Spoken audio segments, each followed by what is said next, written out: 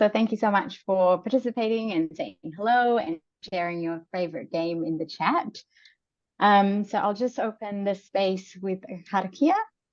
Ko te kawa orunga, ko te kawa oraro, ko te kawa ora, ko te kawa ora.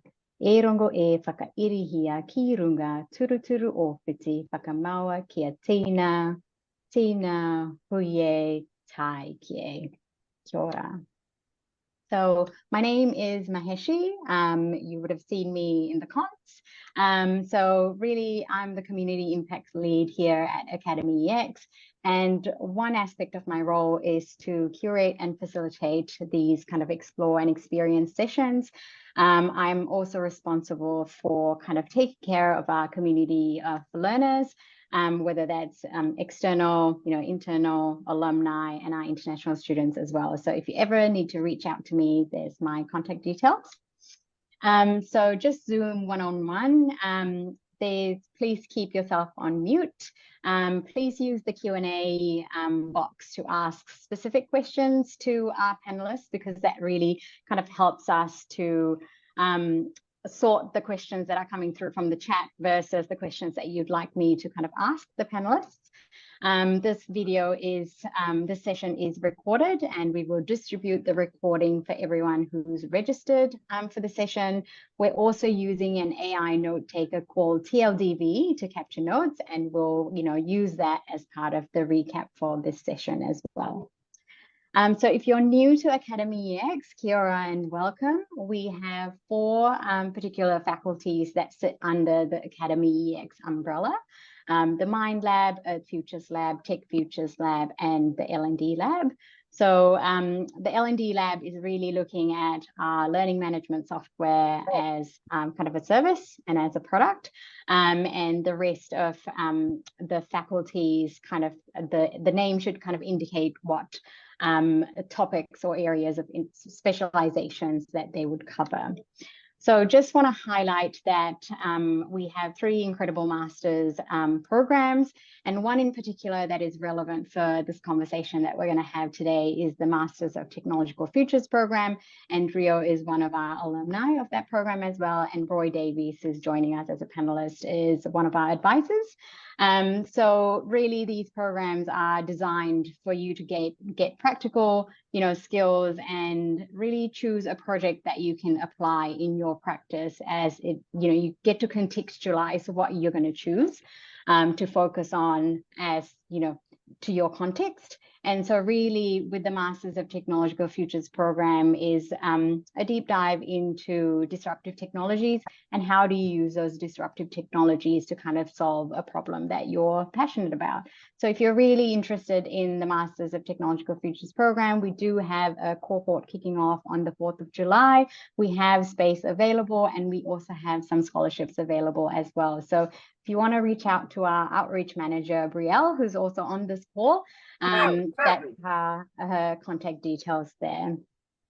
And if you are more into bite-sized learning, we have an incredible range of what we call micro-credentials. So disruptive technologies, entrepreneurship, understanding software development, Internet of Things kind of is relevant to kind of that innovative entrepreneurial kind of journey that our master's students take in the MTF program as well. So if you ever have any questions, and if you want to explore this further, please reach out. We also do have scholarships currently available where you just need to pay an administration fee to join one of these incredible micro-credentials as well. So please check them out. So yeah, we'll get into our Explore AI in Virtual Worlds panel session now.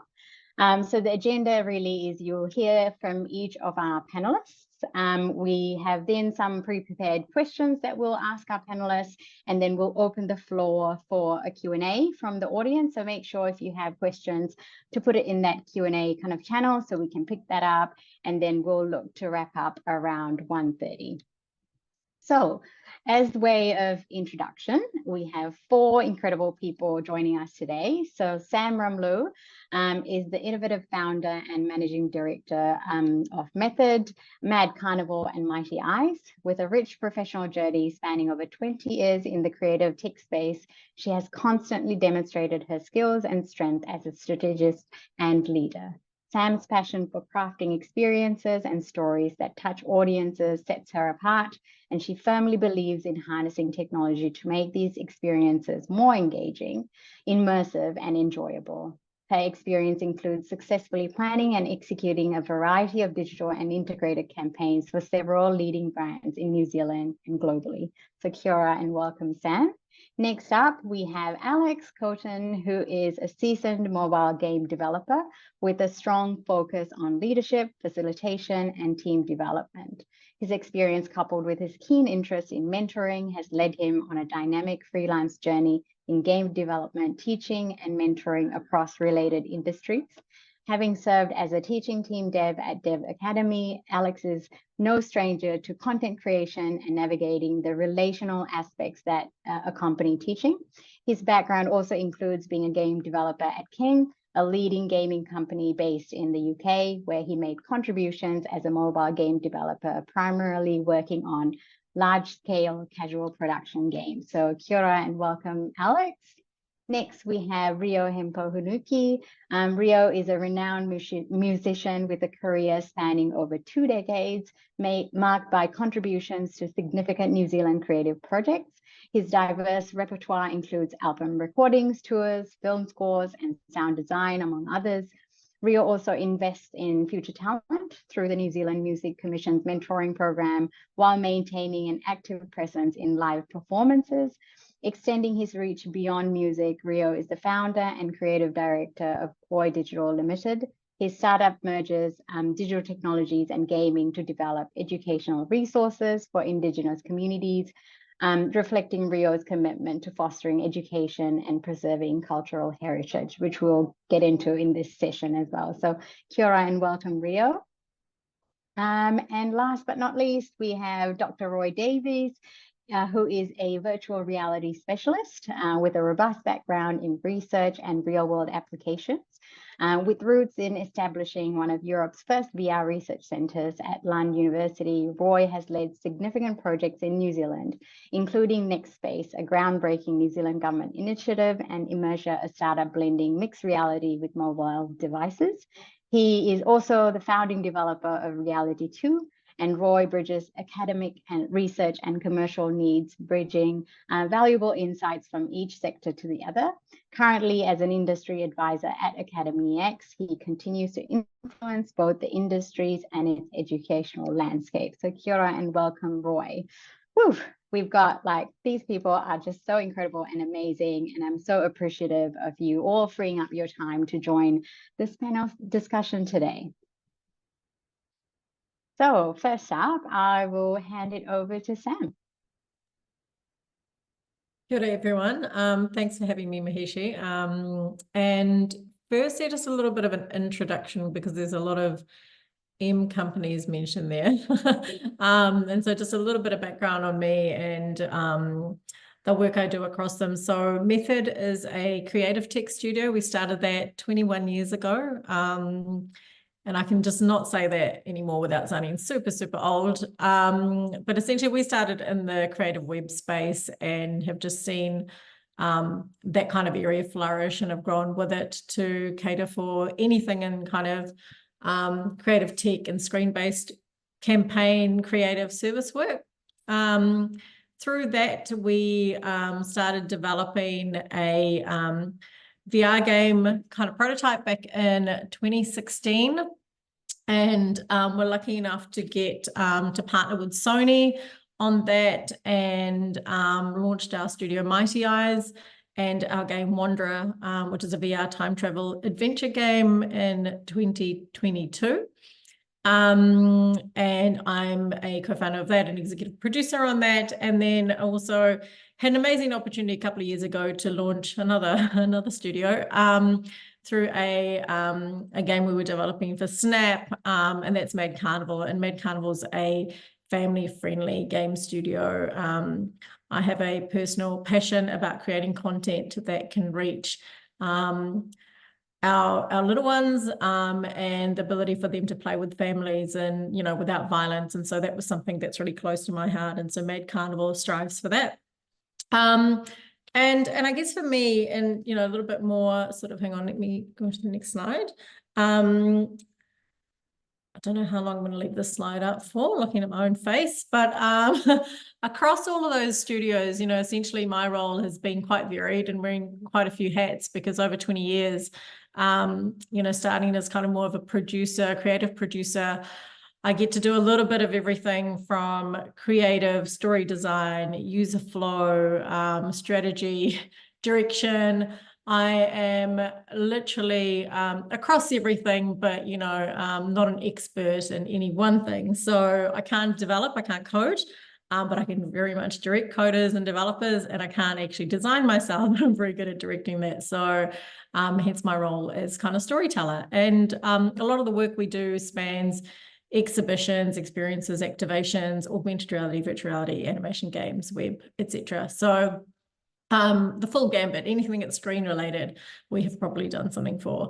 And I'm a personal advocate for creative tech, the diversity, and how we can bring diversity and culture through that in terms of stories and the people who are creating the content. And as I said, family-friendly content.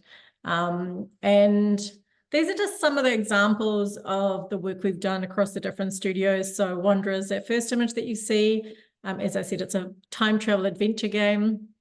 Some augmented reality content there through Method, and then some examples of sort of game original IP work under Mad Carnival.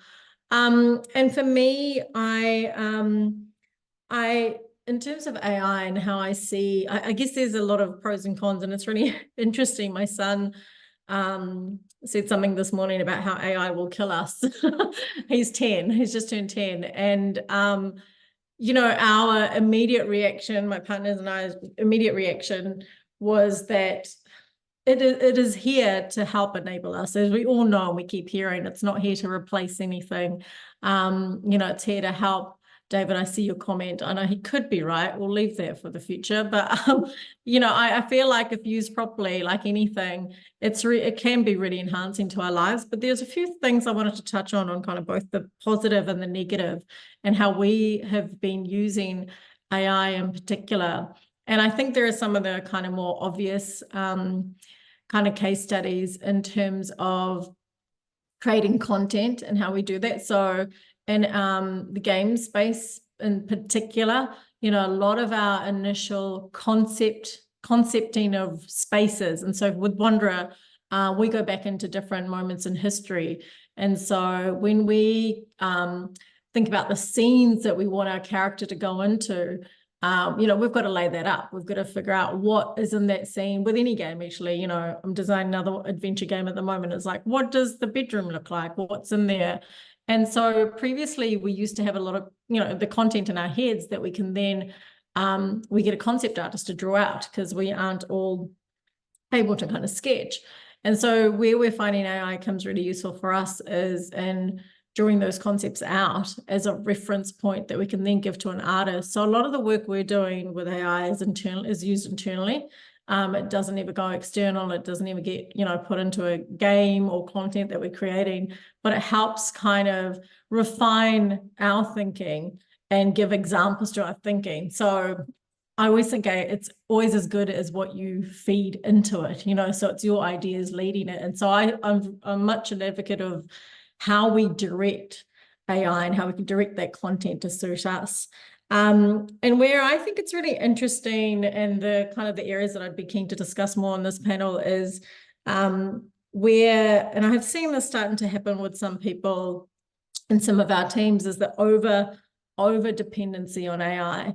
Where you have a glimpse of an idea, and instead of kind of trialing it out yourselves, to jump immediately into AI and start having that sort of help solve your problems. And I see that's a real big thing in terms of our next generation as well, as the idea of problem solving, that I think we don't want to lose as human beings, the idea that there's a challenge and we want to work on that challenge, that we don't want it to become so easy, because you lose your ability to think. And the other side of it is the accuracy of the information and what then gets known as source of truth. And an interesting exercise I ran a little while ago was I put my own name into ChatGPT and said, tell me a little bit about Sam Ramlu. And it was really, really interesting as someone who, as if an outsider was looking in, someone who kind of knew of me but didn't know the details, the information sounded true, sounded right. But it said things like, you know, I've gone to the University of Auckland, I was born in Auckland, and neither of those things are true, but I can see how from the information that it was finding on me online, it had gathered that and then formed its own story.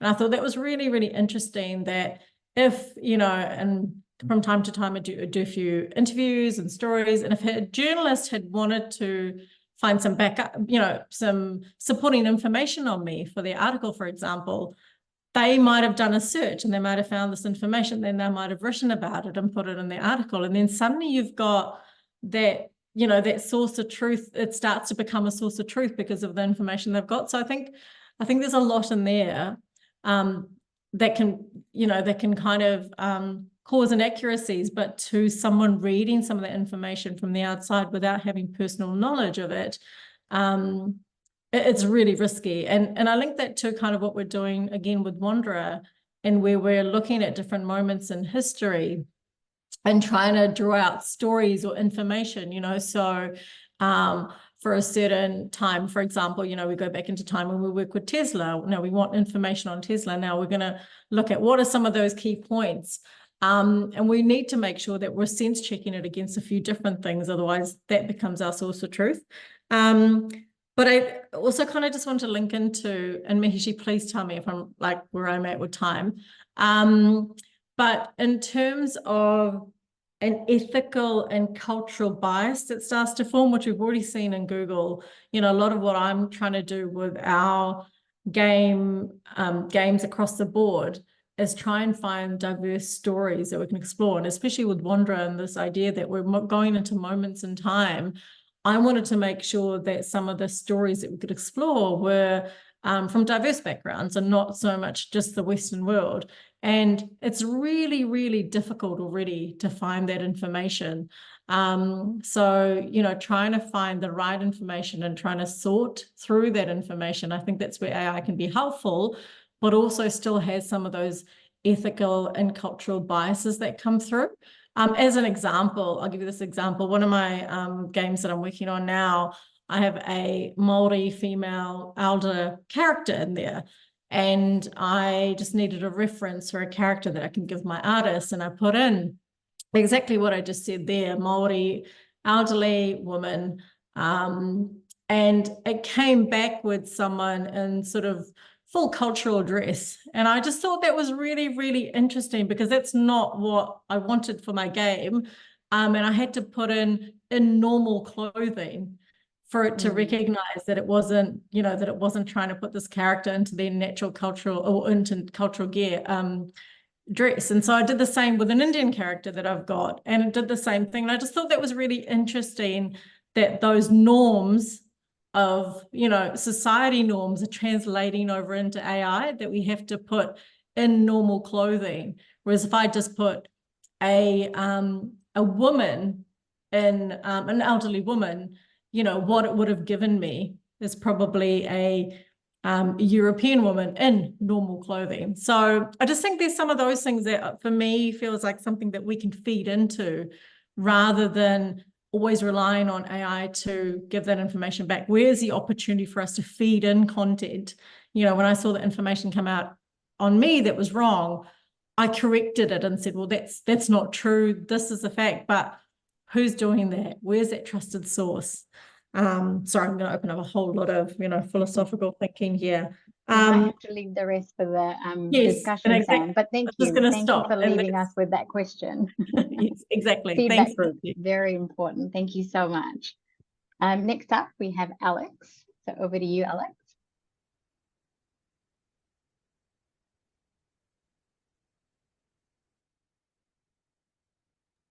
I think you're still on mute, Alex.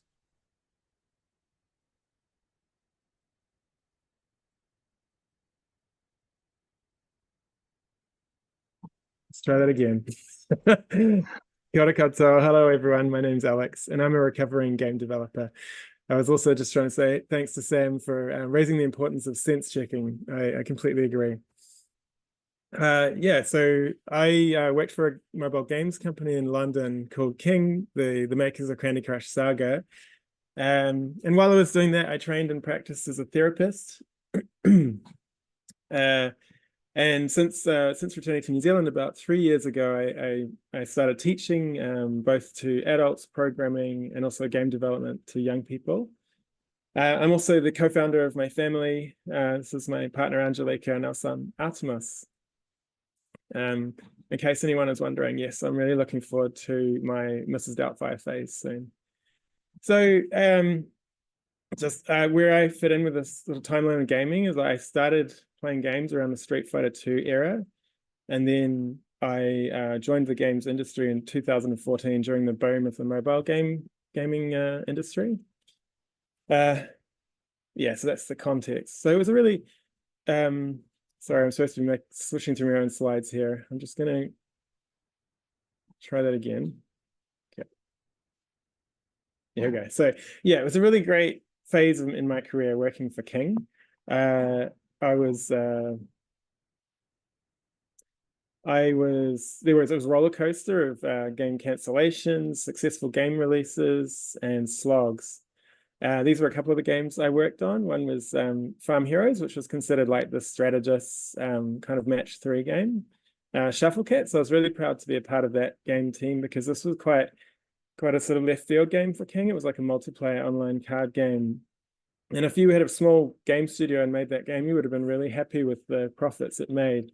But eventually it was shelved by King because it was considered quite niche for them. King had these big parties like a couple of times a year, and I think Coco there is probably singing "Sex on Fire," while James is feeling jealous about all the attention she's getting, and that's myself and James, another friend, getting ready for the Pride Parade there in Soho. So the culture of King was overall like a really healthy culture. I would say it was joyous. It also had a really importantly, it had a strong values of humility and respect and openness. So this fostered like a open discussion and feedback between employees and leadership. And so that was completely normal. So it's quite a healthy place to discuss ethical decisions in general. Other times I think about King, I reflect on the size of the companies involved. And so King was acquired by Activision Blizzard while I was there, and then eventually that was swallowed by Microsoft. And through the phase where it was through my experience there, I saw it go from like sort of more of a creative leaning company to a more sort of conservative company relying on more franchise games than innovation. And just FYI, like people often ask me about King, oh, did they hire like psychologists to design the games? And no, I didn't meet a single psychologist working on games there. I mean, obviously I trained, but I wasn't using it as a designer. But of course, all of the designers had to work with or did work with the business analysts, and that was how decisions were made about perhaps some of the more sticky elements of mobile gaming that you can think of. And so before I get into some specifics, like what are the ethics of game development? So there currently are no ethics for game development except for engineering, which really isn't specific enough to the context of games. The IGDA, the International Game Developers Association, has had a crack at it, but it's more of a sort of a code of conduct for the workplace. So games are an art form and therefore considered protected by freedom of expression. And obviously they're making a lot of money and moving really fast. And I think with AI, obviously it's going to get faster. And I think that's a good thing because the development life cycle of games at the moment is kind of insane. Like, 5-6 years plus to make one game is a lot of pressure.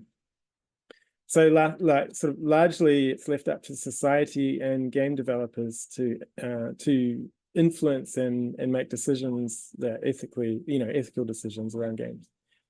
Oh, my mouse stopped working.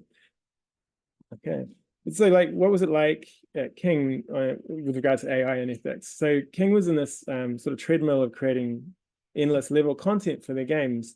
And so we had to create some tools to help the level designers scale up that amount of content. So we had like generative tools that could create at least level templates. They could also test the levels for difficulty and for breakages, like if the level could actually not be finished, for example. And the difficulty of levels was like an ongoing concern. So some players would churn out of the game, stop playing the game if they got too frustrated about a level, getting stuck on a particular level. And the way we kind of solved that was to have a sort of a live adaptive difficulty system. So per player, on the fly, like the system could tell when players were getting stuck and they might be get ready to stop playing, and it would kind of nerf or make the levels a bit easier to allow them to get through those blockages. There was like there was a really interesting ethical discussion that I was involved in one day where sort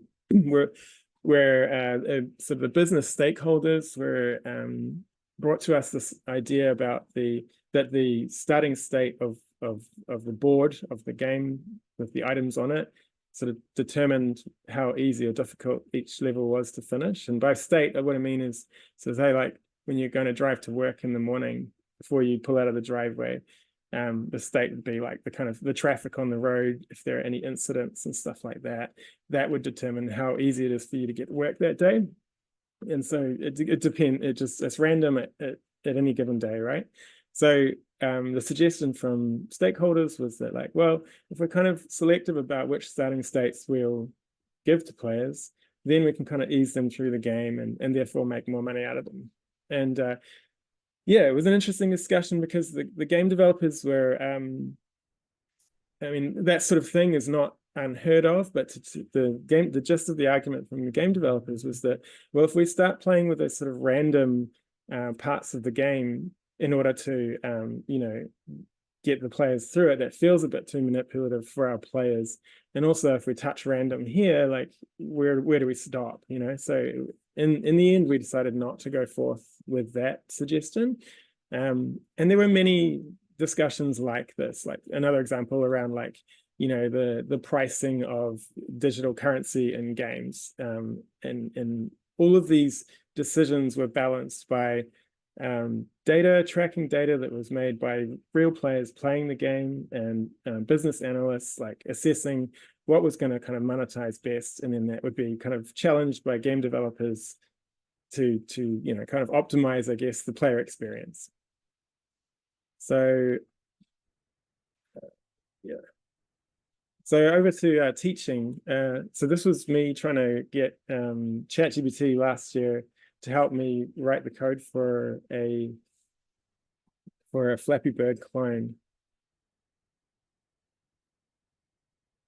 And as you can see, it wasn't immediately able to help me, and it did take me about another hour to kind of get it of prodding to get it to help me create a useful game. But in general, I think it's really cool that like these tools, these sort of generalized AI tools, are available to everyone at the moment, particularly young people who I'm teaching, because they're really open to experimentation with these tools, and it's very helpful to kind of unblock them. So from the flip side of that is like you might think about like the cheating that could occur with tools like this. And in my last job at Dev Academy, we had some in-house built plagiarism detection tools that kind of really helped us a lot with that. So that wasn't a huge issue as an educator, to be honest. Yeah. And then another tool, or another kind of set of tools that commonly use, are these sort of text to 3D model tools.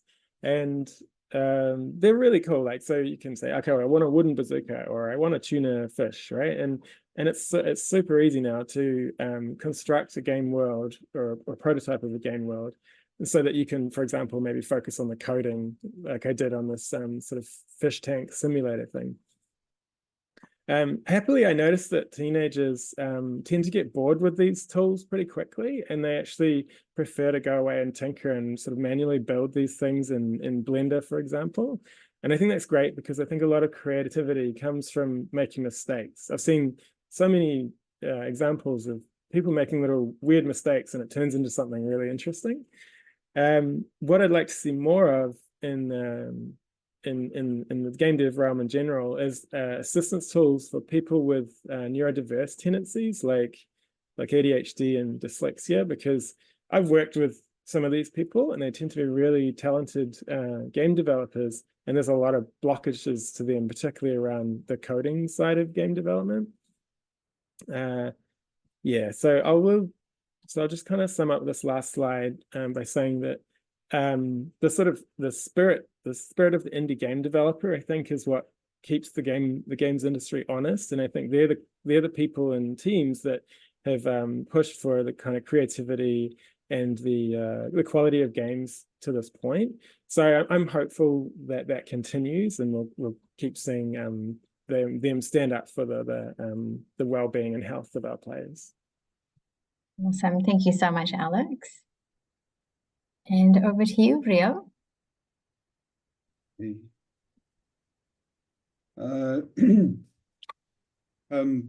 Ko tongariro te maunga, taupo te moana, I kairo ki tongariro te hapu, tūwhare tō te iwi, te hiuhiu, te tangata, te hei mauri ora, ka nui te mihi kia koutou, ko tai mai nei mo te huhuinga o te rā nei, kia koutou katoa, tēnā koutou, tēnā koutou, tēnā tātou katoa. Kia ora, my name's Rio Hemofo Hunuki. I am the co-founder, as Mahishi had mentioned earlier, or founder of Koi Digital, and we're based in Rotorua, an interactive media design studio, and I guess our sort of mission or purpose is to empower Māori and Pasifika talent into digital spaces and digital storytelling, creative storytelling. So today I'll just be kind of speaking quickly to the, I guess, ethics around cultural diversity, some kind of considerations if you're working in that sort of space around tangata whenua, and yeah, how those considerations may sort of overlap into ideas around AI and the greater conversation we'll have later. So our big, our big kind of crazy experimental dream output is a title called Titans of Aotearoa, which is a third-person action-adventure RPG title along the lines of sort of God of War or Assassin's Creed. And again, outside of the gaming itself, we're looking to sort of grow the awareness and knowledge of Māori and Pasifika culture and law, LORE law, and history here in Te Moana Nui Kiwa in the Pacific. So the ideas that we had for this title, and it's been a long time going, is to sort of create a fact-based fiction title that that presents a world that's pretty authentic, although, you know, it will have those elements of gaming and you know, sort of otherworldly things, which is super cool and super part of it. But yeah, it also led to a lot of ethical and cultural considerations because we are drawing a lot from those worlds. So that led into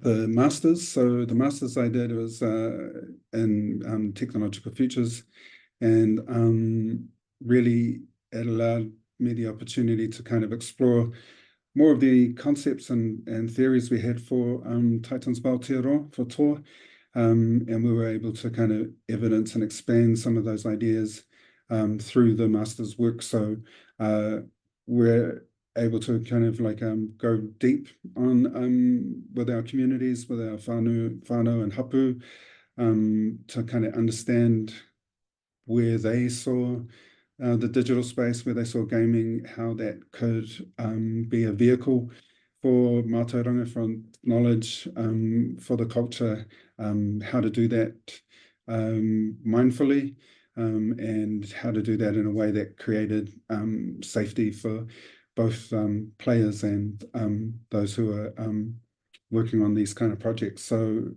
an output that we did for this digital output was a augmented reality card set. So 9 cards that told the pūrākau, or the story of Kamate, probably the most famous haka in the country, if not the world.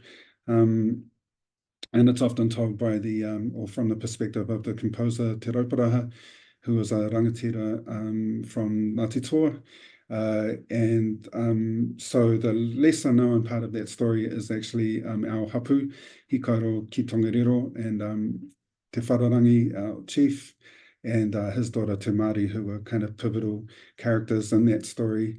And it was through their involvement and ultimately saving Te Rauparaha's life that he composed the haka kamate as a sort of, acknowledgement of that situation. So working with our hapu and our whānau, we came up with this augmented card set output, and we created 3 of the cards, the first 3 cards, to test with the hapu and kura. So these are the cards that we created. And another interesting kind of aspect to this is that we're able to use resources and artists within the hapu and iwi to create the artwork.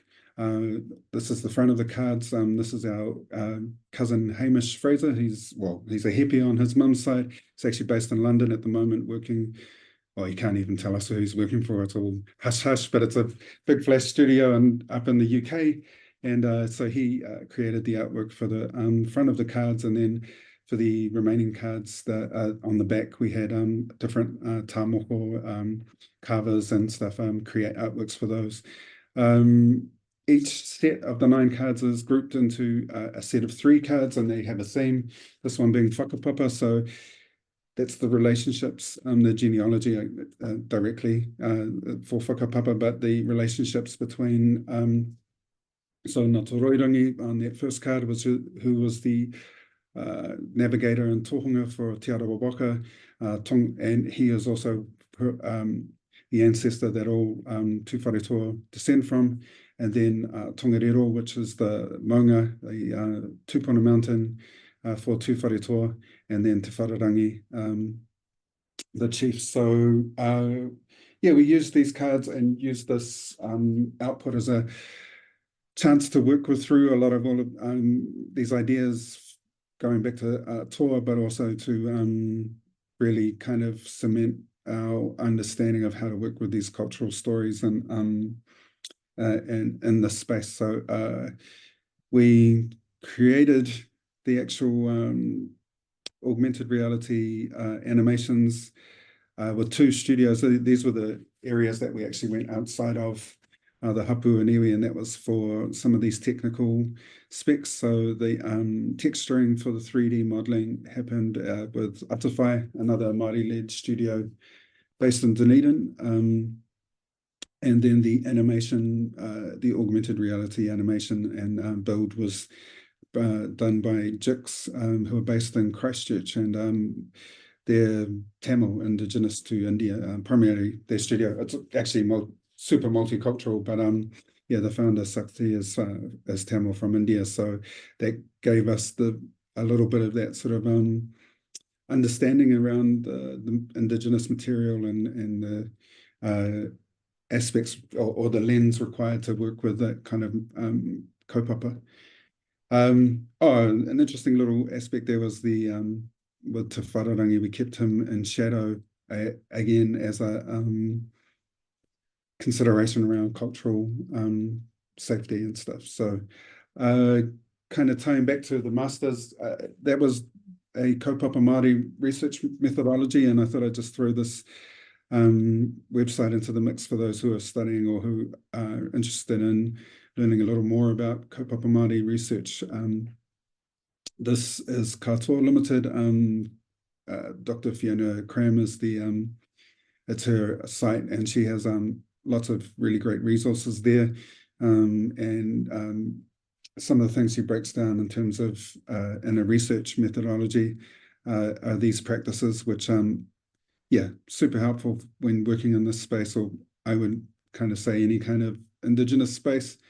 Obviously, they're going to be unique things to whichever culture you're working with, but these definitely for here, for Māori, for Pasifika, are definitely good to have in mind. And to a certain extent, I think, you know, kind of move over into some of those studio aspects that Alex was talking about as well. So like, yeah, more in line with the AI is another Māori studio up in Kaitaia, Te Huku Media, who are super interesting.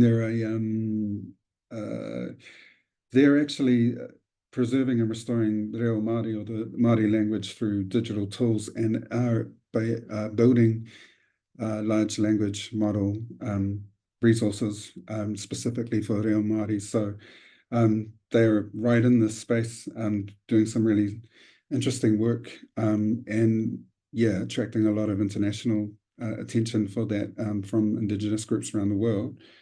Something that they've developed that I think is also super interesting is this kaitiakitanga license, which they have specifically for when groups would like to work with them or with some of the tools that they're building.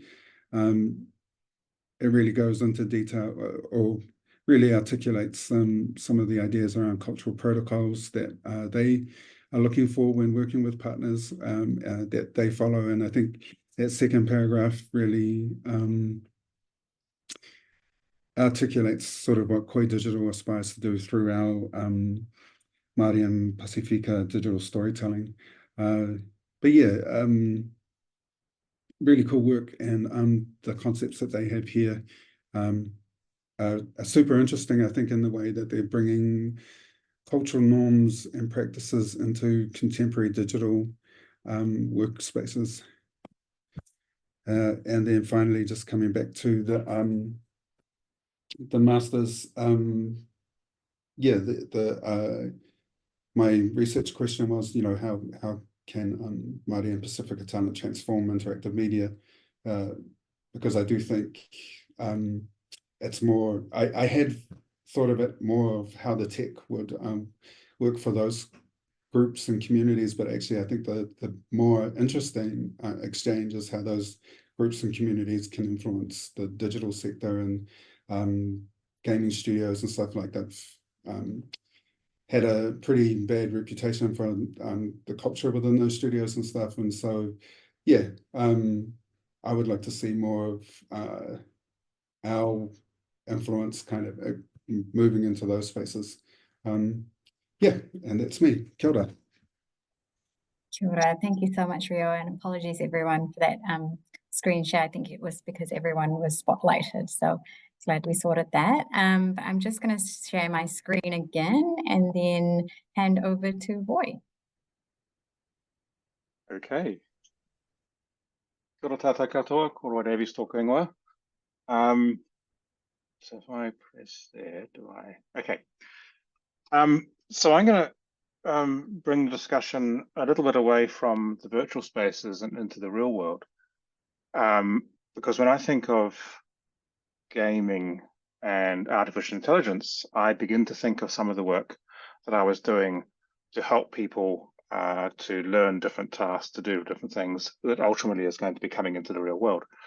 So one of the first times I ever used both virtuality and AI, for that matter, was creating a essentially it's a training game. So when I'm thinking games, I'm thinking gamification in this case.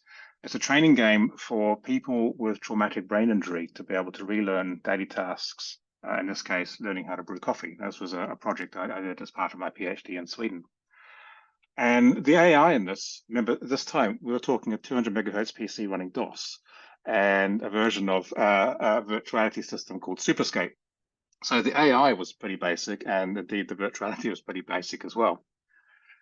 But we learned a lot about how you can use these tools to make the interaction, to make the learning process, just to make it so much easier for people to use and to do what they need to do.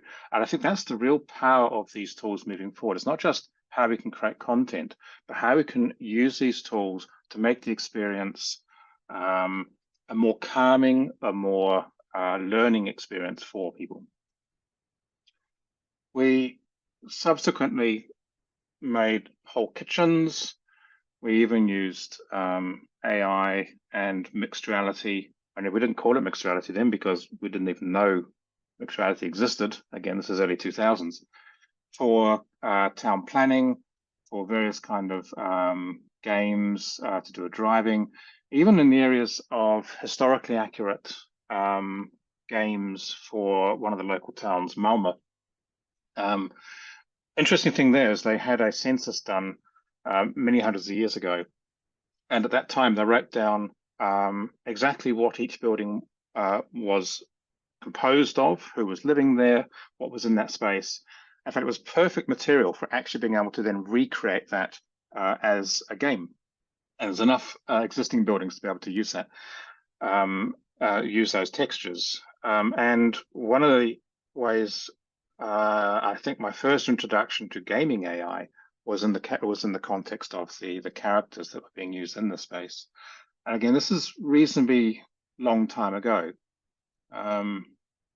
Since then, I've been, as mentioned, I've been in NextSpace and started a company, Immersia, which was all about geospatial gaming. So that's about taking people into a place, and our byline is being there matters. And where AI comes into that is we will put digital characters into the landscape, and they would then be able to interact with the people who are approaching them. So the whole landscape becomes interactive and part of this intelligence web, if you like.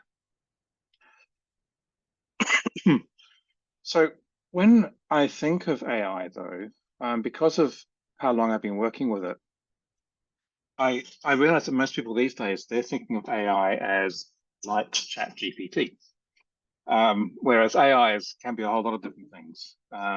There's things like fuzzy logic, expert systems, obviously natural language processing, machine learning, and so on. There's a lot more to AI and a lot more of ways of thinking about it, which is not what we typically think of as AI these days. And I like to refer to it as intelligent programming, because AI, even the technologies we use today, they're just clever tools. And they're tools for people to use. AI doesn't have any initiative. It doesn't get out there and do stuff. It doesn't start things by itself. Well, we hope it doesn't. It doesn't start things by itself. It's all about, these are all tools that people can use to do things more intelligently. I also work a lot with the design of assistive technologies, and that is physical and digital tools to help people in their daily tasks. And I think the applications of all forms of AI is going to make a huge change to how well these technologies can adapt to people's needs over time. And here we're not talking about just people with disabilities necessarily, but everybody's tools are going to change. We're going to see a real, well, there's a paradigm shift occurring. There's a change in the way of how we think about technology. We are used to, at the moment, technology which has got a sort of an input-output paradigm, a desktop metaphor. But we're moving towards a time when we all converse with technology, where technology will be a partner in discussions, where technology will be helping us to perform certain tasks.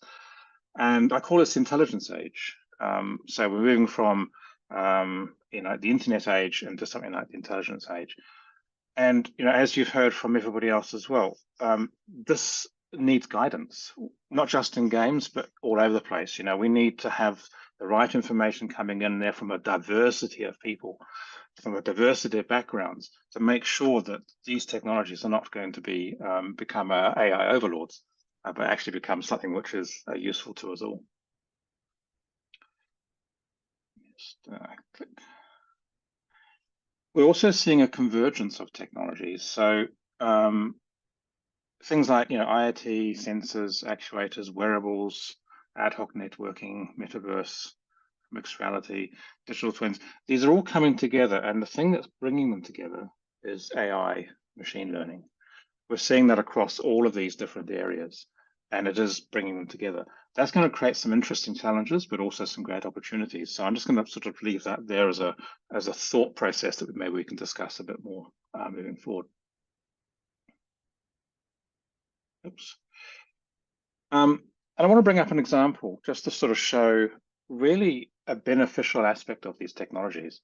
There's something called the Xbox Adaptive Controller. It looks like that picture on the bottom there. It's designed for people with disabilities to be able to game in the same way as somebody who does not have a disability. And it means that you can plug in all sorts of other things. At the back of it, it's got a whole lot of switch plugs, so you can plug in different switches and things, but also it's got these big pads on it which equate to the joysticks and so on that the normal gaming devices have. It puts a person with disabilities who maybe has limited mobility, it puts them at the same par as everybody else. But what we're also now seeing is taking this kind of technology and adding AI to it. So it can not only can it be set up for somebody to be used, adapted for them, it can now also adapt to changing needs. It can become more suitable for a person over time. And I bring this as an example here, but we can abstract that into the general place as well. So this is something that everybody can learn from too.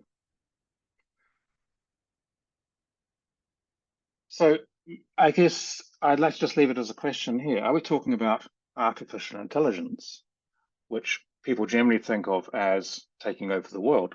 Or are we thinking about intelligence augmentation, which is what everybody else has been talking about here today as well, which is more AI, or is it IA?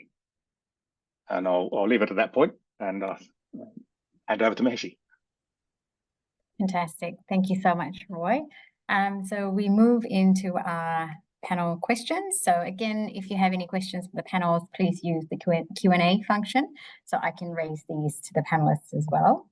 So the first one was, looking at ethics of AI in gaming. Why do you think these are important topics to engage with today? And I know you all kind of touched on this briefly in your intros as well, but what is the significance? Sam, did you want to kick us off?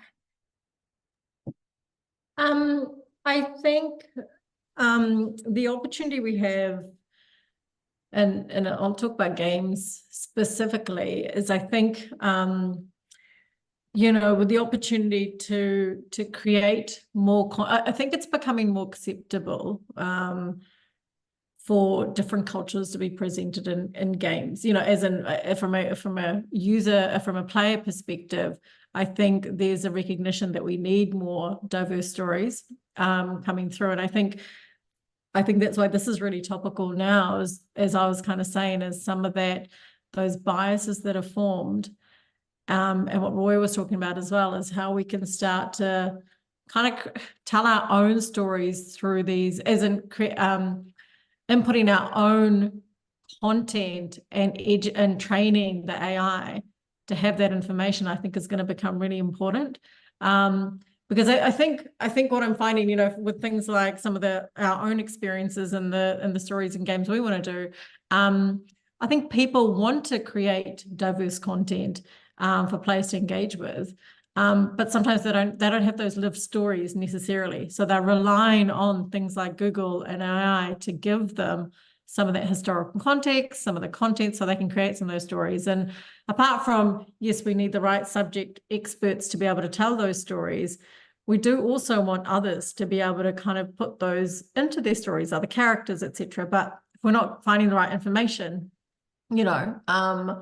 sorry, I'm rambling a bit, but I'm hoping that makes a bit of sense. I think it's important now because we are finding a lot more cultural diversity in stories. And so we need to make sure that the information coming through is accurate. And we're not just, again, changing the source of truth with importing or creating content, But if AI is creating content, is that cultural appropriation in some way? Oh, I'm not thinking of AI creating the content. I'm thinking more for research purposes, for background information, for facts and figures that we sometimes use to help our storytelling, to put it into, we're creating a story around, as an example with Wanderer, the Tesla thing I mentioned earlier. Now, Tesla's a character in our story, and we've created a fictional story around it, but there are some actual facts around him. And to find those facts, we need to kind of research that. So I just want to make sure that the things people are researching have got fact embedded in them, rather than have there are actual stories that we're reading that we're taking fact from, or think we're taking fact from. I wonder what will happen one day when the AI content is difficult to differentiate from the actual real content. Well, and I think that was my concern with when I searched myself, is if you'd read it, Roy, you probably would have thought, knowing things that you do know, you would have gone, oh, this seems like this all makes sense, filling the gaps, you know? And if you thought that, what would the rest of public think, or a journalist, for example? It was only me who knew the intricate details and went, no, this isn't me. And I was really worried the way it was presented seemed like fact. And I think using that as an example, a lot of people are relying on that information because they don't know the right information, you know? And then oh, sorry. And then they report it, and then it becomes the right information. That's exactly it. So the source of truth becomes that journalist story who probably reported on something that they saw. So then there's two now points of, you know, information that's out there. Sorry, Rio. No. You're good. I was just going to say, yeah, I think it's really interesting with AI is at presently that, yeah, probably for a lot of things, it's not your best source of that kind of information. So doing your due diligence and going back into some research stuff is going to be good. But yeah, definitely as a tool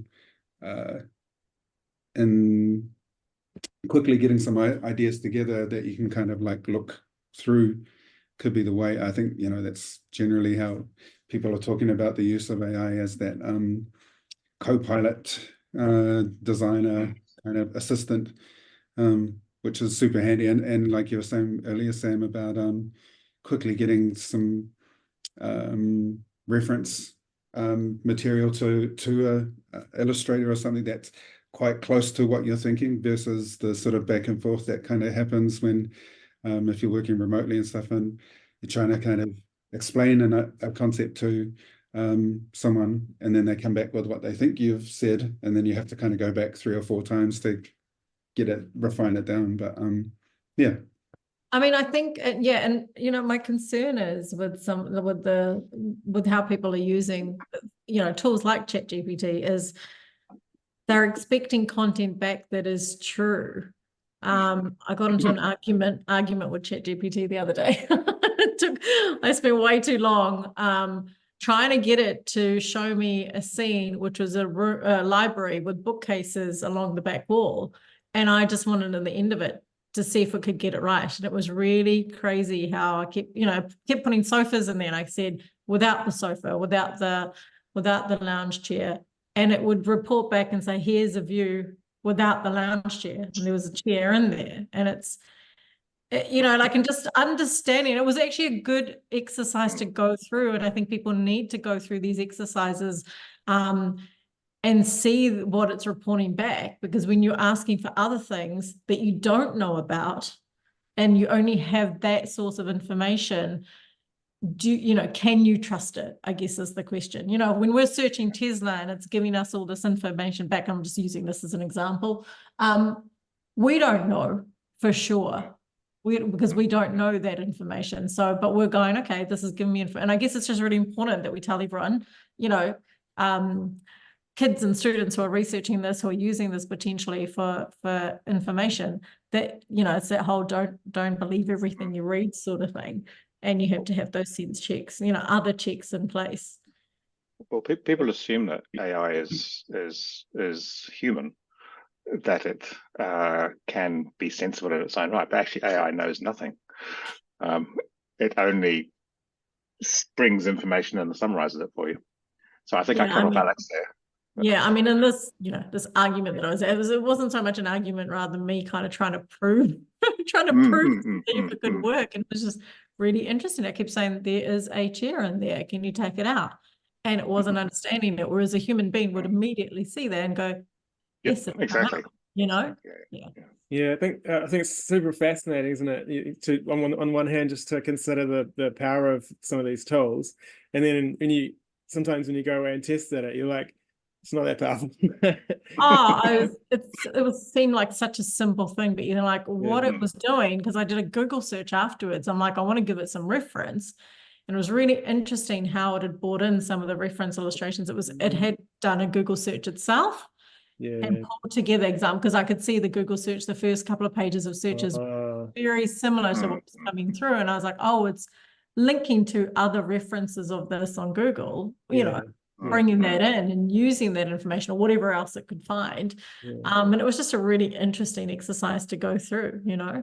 Yeah, and Shri was asking me on the chat earlier about some sort of educational application of AI.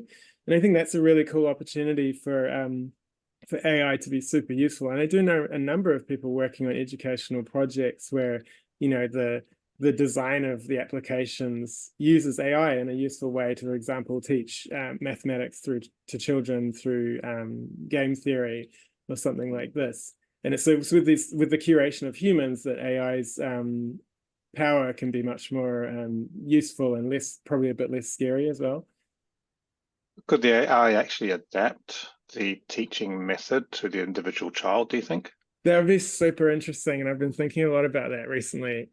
I've been, up until recently, I kind of thought like, oh, AI couldn't replace like sort of human relationships in any kind of you know, useful way. But I think actually we're probably not that far off where AI could create sort of digital personas that people might be able to create relationships with, for example, like a teacher or a therapist, or possibly even a friend, which is a little bit more frightening. But yeah, I think like a sort of a generalized AI with a sort of a digital personality that can relate to a person and the way that they respond to that specific person could be really cool in the teaching context. Yeah. What about if that? Sorry, Roy. I say, what about if that context is to convince the person of a certain political belief? Of a political belief, yeah, absolutely. That's a scary misuse of it, and yeah, I agree. Yeah.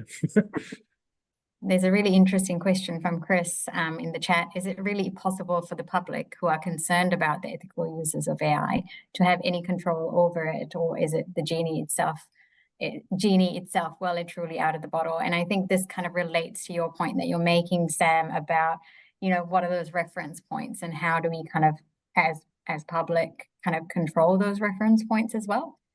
Any comments on that? I'll just say something quickly, is that if you look at all of the key players in the AI space, they are predominantly white male. And, you know, I'm just using this as an example of what is feeding these tools. And if we've got the right, you know, selection of people feeding these tools, and making sure, and I guess, you know, that's the thing, is it their responsibility to do that? Is it our responsibility to push back and go, who's actually, you know, where's this content coming from? We don't want to get into, you know, we want to try and make it more diversified rather than those biases, which over time will be more and more biased.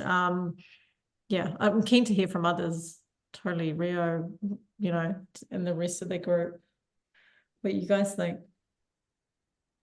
Yeah, no, absolutely. There's a whole bunch of stuff around that, like especially that in a gaming community or you know, studios and stuff that are even just not AI, just gaming studios that are predominantly male and white male Western run.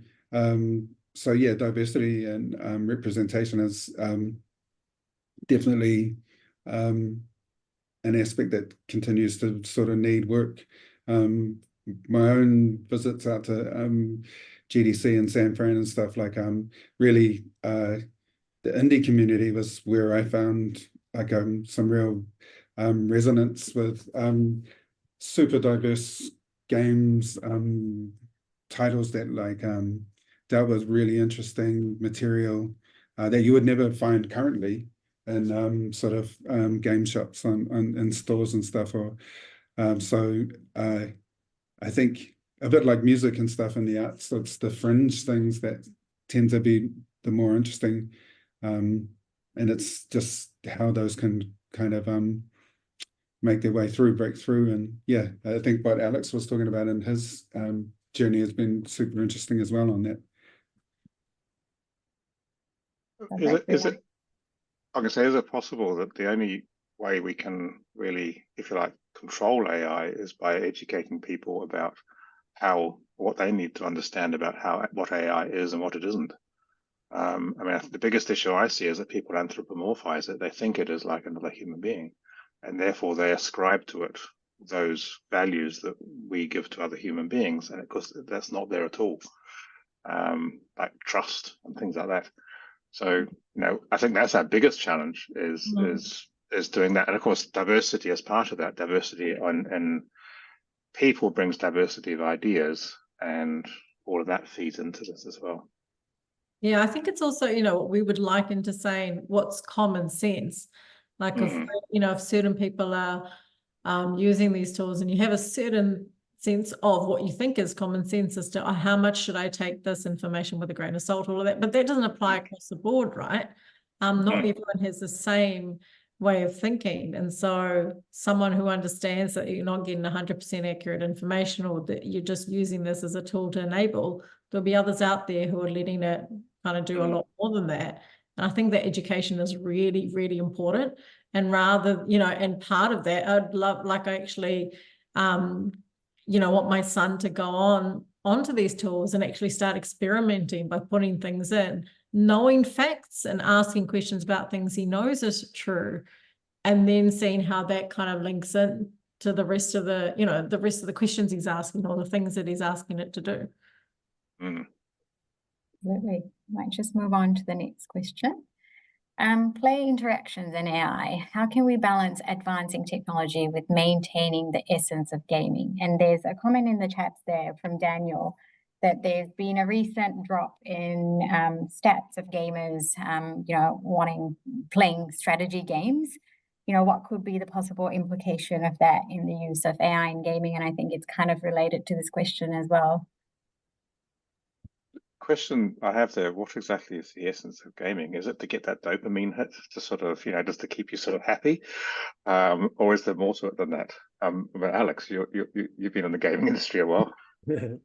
Yeah, I mean, certainly there are genres of games where I think that lean more into the addictive pull of games and the effect on the mind.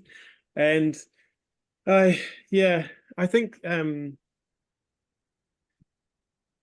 I think it's a lot to do with, like I said, it's about being a discerning consumer and player of games a lot of the time. Unfortunately, like some of us have more of more of a tendency to get sucked in than others, and that's always going to be the case. And I was a little bit shocked when I first heard the talk of whales at King, when they're talking about the types of spenders in games that would kind of spend like hundreds and hundreds of dollars on playing casual mobile games. And so those people are always going to be there.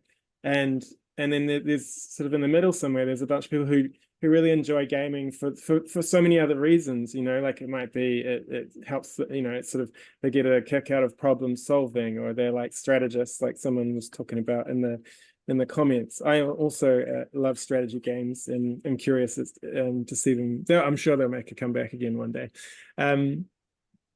But yeah, so because gamers, I think on the whole, are discerning customers, they do tend to demand quality experiences, and so I like it when people, like, for example, review bomb some games maker for putting, I don't know, loot boxes in the games or something like this.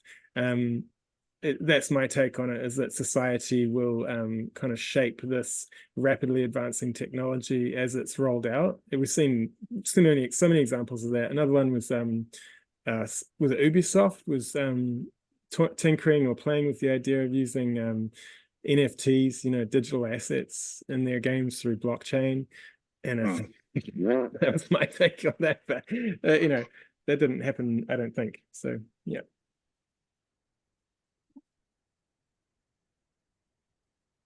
Rio, keen to hear your thoughts on this particular question, because I see there's a lot of interest in, trying out the cards at the Converge Symposium. By the way, that's happening on Friday. Rio will be presenting. But how have you kind of balanced that from like that cultural lens as well? By choosing cards as a medium, actually, because they still function without the device. So it's that funny balance, because we're not trying to encourage, say, more screen time, especially because these are a resource that are focused at kura, at school kids and stuff, but are trying to sort of reach them in the space that they're at, which is in a digital space, with devices and stuff that have been around longer than they have in many cases. So using the cards themselves as traditional kind of like cards of like trading, sports cards, baseball cards, and being able to still create some lesson planning and ability for teachers to use those sans the device. So that's one layer of looking at the what we've kind of made. Another aspect, I think, gaming, like it depends on where you're starting, I guess. Games are kind of they're pretty primal, I think. For everyone. I was thinking of Montessori, like Maria Montessori, and just how she observed children just playing with just objects that were in front of them and making games out of those. So I think it's just in our nature, a real kind of intrinsic part.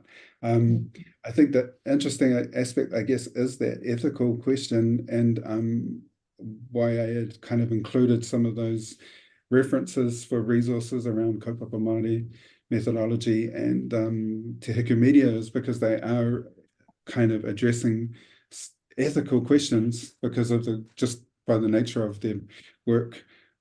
So those are probably good areas to look at for anyone who's kind of trying to wrestle with that idea.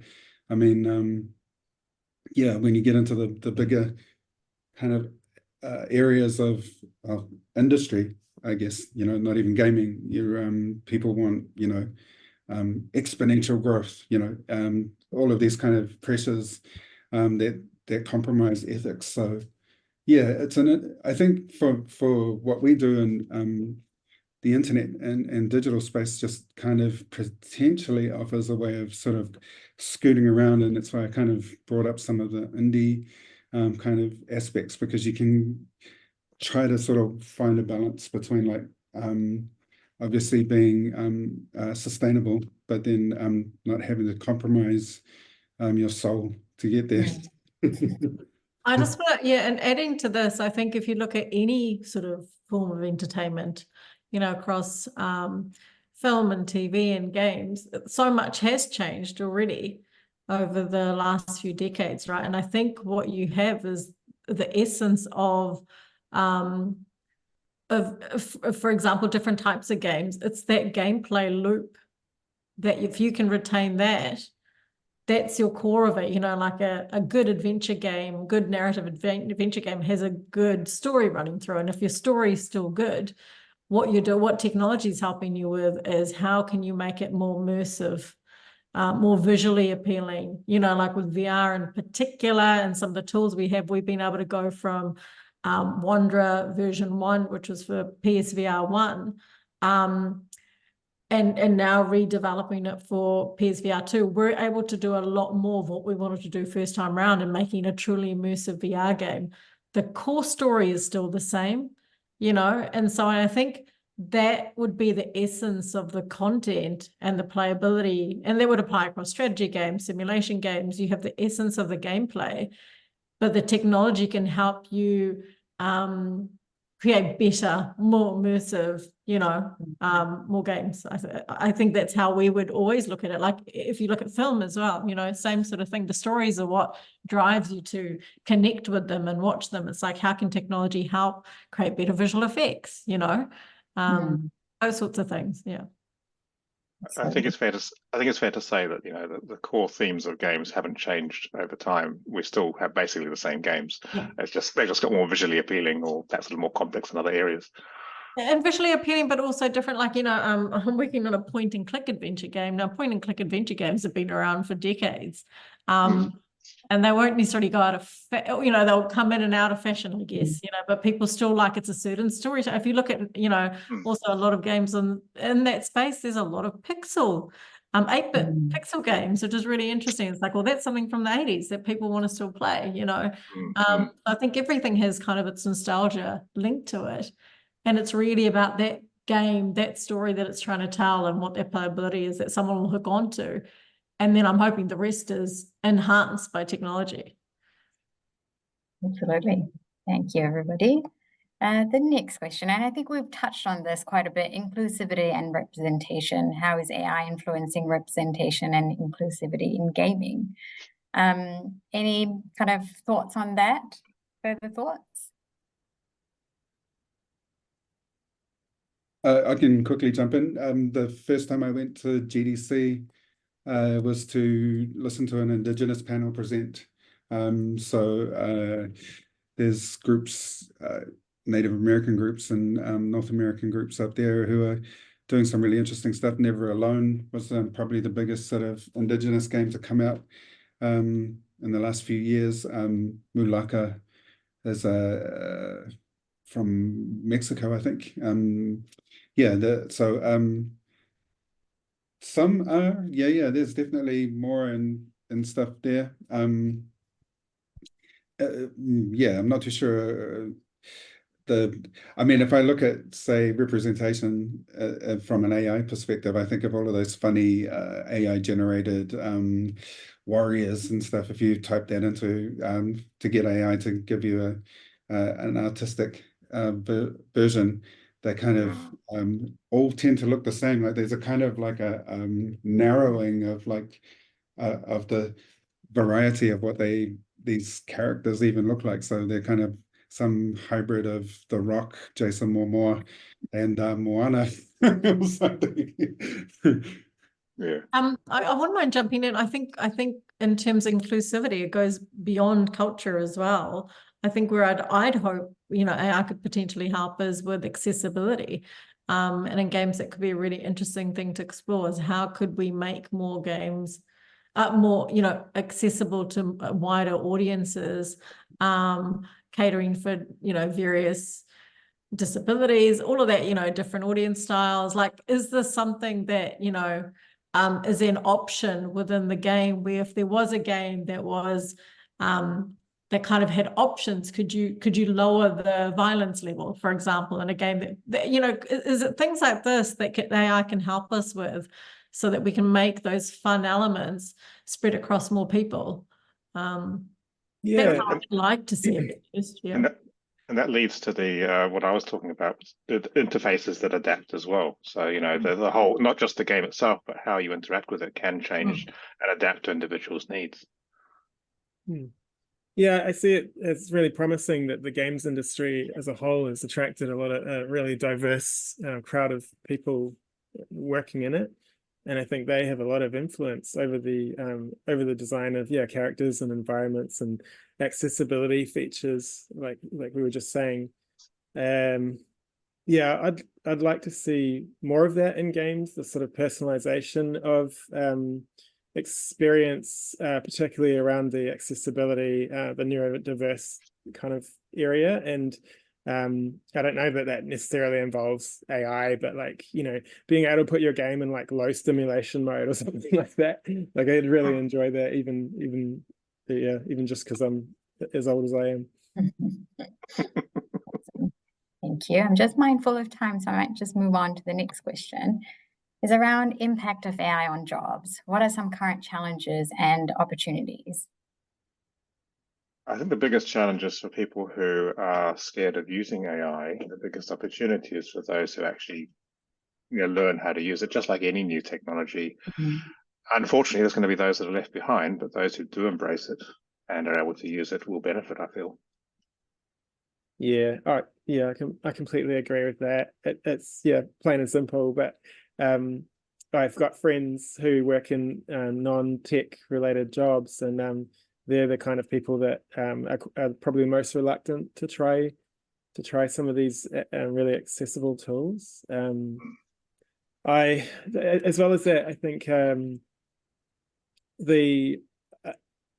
at the moment, I think what I've noticed in tech in general, not just games, is that there's a bit of it's also in the context of New Zealand and in this economy that there's been a bit of a hiring freeze, and tech companies are able to sort of use less people to do more work at the moment. And that's because the AI tools, for example, in coding, will allow people to find bugs really easily, generate or find certain pieces of data really quickly, even, obviously generate code, and that's great. What I imagine will probably happen in the next 6 to 12 months is that there'll be more hiring again, and that the productivity of developers, etc., will just be higher than it was before.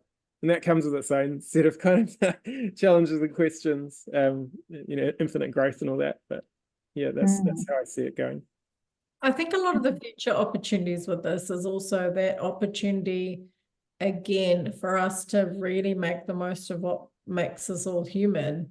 And that is, what are some of the stories that we want to tell, the ideas that we want to share? And so I think what will become really important is how we direct content, so your role as a director of sorts, and where this will have the tool of sometimes, I don't want to say content creation, but being able to work and direct in a general sense, design elements, what a story might play out as. So I think some of that is where we could focus, people on, and making sure, it's an age-old thing that you see kind of all the time, is that we don't want AI to create our stories or design our content. We want it to be doing some of those menial tasks around the home, for example, so we can spend more time on creating our content. And so I think that would be really good to kind of look at as an opportunity for all of us to kind of go, well, actually, what can we do to create more, to have AI helping some of those other things, I haven't articulated that very well at all. So we need Tesla robots then. Yeah. Someone just fold my laundry. Yeah. Well, yeah, that's the funny thing, right? The promise of technology, but yet it's the AI that are doing poetry, writing songs, and while everyone else is doing like 100-hour weeks, like humans are. Yeah, but if you've got someone who, if you have got someone who's got a really great idea of a story, but they feel like they can't write, is this actually useful to them? And I'm on both sides, really, because as someone who does write, I'm like, well, part of that expression is to actually get it through expression. But for someone who isn't necessarily, not being a designer, for me, it's really great when I've got ideas in my head and I'm trying to explain to a designer what I want, to find references and give those references. So often getting AI to sketch something out for me as a scene, for example, is really, really useful and handy. And where do you draw the line, So it's a communication tool. Yeah. I think at a fundamental level too, I think just sort of, and ties into the other question as well, is just education, and making sure that those education gaps don't get wider by certain communities, and getting much more technology faster than other groups, and then that gap and that lag between the haves and have-nots, I guess, widens, and then you just get a whole lot of disenfranchised people who don't engage with tech, who maybe should, who maybe have those stories. They were too scared. And it's like that, how, education around how to use it and showing them all the pros and cons rather than staying away from some of that negative stuff. I think, the more educated people are. Whether that's better resourced libraries or something, areas that are in the community that people can access if it's not happening through their schools, if they can't sort of find training and so. And I mean, I guess another plug for Academy X is that ability to kind of allow people to kind of study these really interesting areas. For rangatahi and younger people, it's like, how do we grab them before they kind of fall out of that sort of curiosity and learning stage. I mean, part of my master's was looking at sort of that declining rate of Māori, Pacifica and women in tech. That was an aspect that I looked into through my master's. And so, yeah, we just have to make sure that everyone can kind of, at some level, access, you know, the tech that's happening. Otherwise, yeah, we'll get this massive gulf. Perfect. Thank you so much, Rio. I think that's a really nice way to kind of wrap up the panel discussion. And again, thank you for the plug. And I was just going to say that it is important that everyone be part of these conversations. And so thank you so much. And thank you for everyone who participated in the chats. And hopefully we got some of those questions answered as well. So thank you so much to the panelists. And so by way of wrapping up, this is another opportunity for you to be part of those very important conversations. We've got Converge Research Symposium coming up this Friday. It's a full day event. And like I said, Rio and other alumni of our master's programs, they're going to be doing workshops and presentations. So come along if you can. We've got the AI literacy What is it and why does it matter event. This is a free event on the 26th, 5 to 6 p.m. We also have a experience workshop with Steve Valentine coming up on the 24th of June, just looking at the game-changing potential for AI imagery. Francis's third quarterly briefing is coming up. We're also hosting the AI hackathon at Academy EX in August as well. So lots going on. So please, tap into the community, look at our events page and, join these conversations and these opportunities as well. So thank you so much for everybody who participated and stayed right up until the end. Thank you again for our incredible panelists for being part of these conversations. And like I mentioned, I will email out the recording and a bit of a summary of the discussions as well. So I'm just going to close the space with a karakia whakakapi. Ka whakairia te tapu, kia wai te ai te ara, kia turuki whakataha ai, kia turuki whakataha ai, homie huie tai kie. Kia ora so much, everybody. Have a good rest of the day and week.